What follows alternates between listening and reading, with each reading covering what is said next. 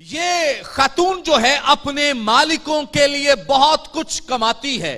और याद रखें कि ये जो गैबदान रूह जिसके अंदर, जिस लौंडी के अंदर है, ये लोगों को सच नहीं बताती है, ये झूठ बोलती है। क्या करती है?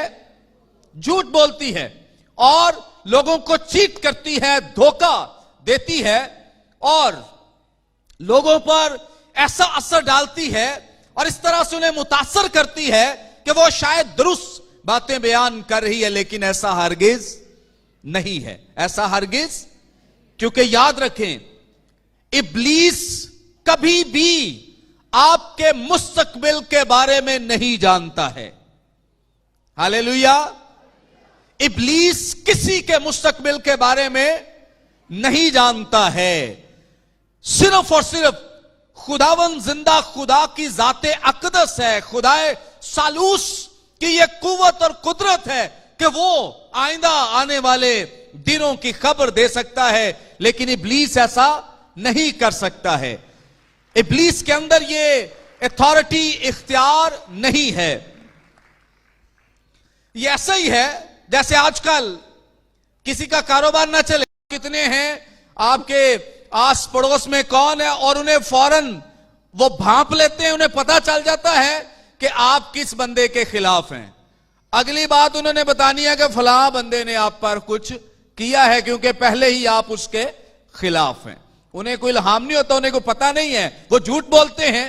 मिसाल के तौर पर जैसे ये गैबदान रूह जिसके अंदर, लौंडी के अंदर है, इसके पास जब लोग जाते हैं पूछने के लिए, तो ये क्या करती है? बहू गई, उसको कह दिया तेरी सास ने किया है, सास गई, उसे कह दिया तेरी बहू ने किया है। उसे पता है प्रॉब्लम्स क्या है, मुश्किलात क्या है। इब्लीस चूंकि मक्कार है, झूठों का बाप है, सो इस एतबार से आजकल आपको पादरी भी कई ऐसे नजर आएंगे जो बदरूहों की तालीम देते हुए, बदरूहों के बारे में आपको ट्रेनिंग देते हुए मिलेंगे कि बदरूहों को डांटें, बदरूहों को बांधें, बदरूहों को ऐसे करें वैसे करें। मैं आपको ये कहता हूं, ये हमारा काम ही नहीं है, ये हमारी ड्यूटी नहीं है। इसलिए क्योंकि ईमानदारों के पास बदरूहें आ ही नहीं सकती हैं, तो फिर उन्हें बांधने की जरूरत है? वो तो पहले ही बंधी हुई हैं, आपके कदमों में डाली गई हैं। जो आपके कदमों में डाल दिया गया है, जिसको बांध दिया गया है, उसको मजीद बांधने की जरूरत। अपनी अथॉरिटी, अपने इख्तियार को जानिए। और अक्सर औकात कई ऐसे पैसा हथियाने वाले लोग घरों में आ जाते, जब दुआ करने का वक्त है कहते आप पे लगता है किसी ने कुछ किया है। ऐसे पादरी साहबान को कभी अपने घरों में ना आने दें, कभी भी ये गलती ना करें। ये हमेशा लोग पैसा कमाने के लिए आपको बदरूहों के पीछे लगाते हैं, आपको जादू के पीछे लगाते हैं। कितने लोगों को पता है कि जादू बरहक है? कितने लोगों को पता है? थोड़े लोगों को पता लगता है। अच्छी बात है आपको इस बात का नहीं पता, क्योंकि बाइबल मुकद्दस इसकी तस्दीक नहीं करती है। बाइबल सिर्फ इसकी तस्दीक करती है कि खुदा का कलाम बरहक है, इसके अलावा कोई और चीज बरहक नहीं है। हालेलुया।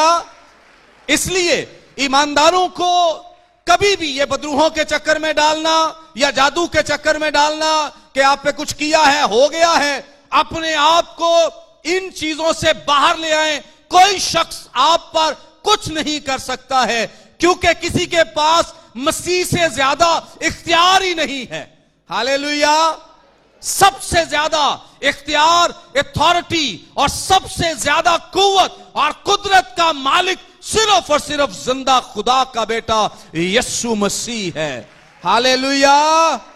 सो जो उसके बेटे और बेटियां हैं, उन पर कोई जादू और कोई टूना नहीं चल सकता है। हालेलुया। अय्यूब की मिसाल हमारे सामने है।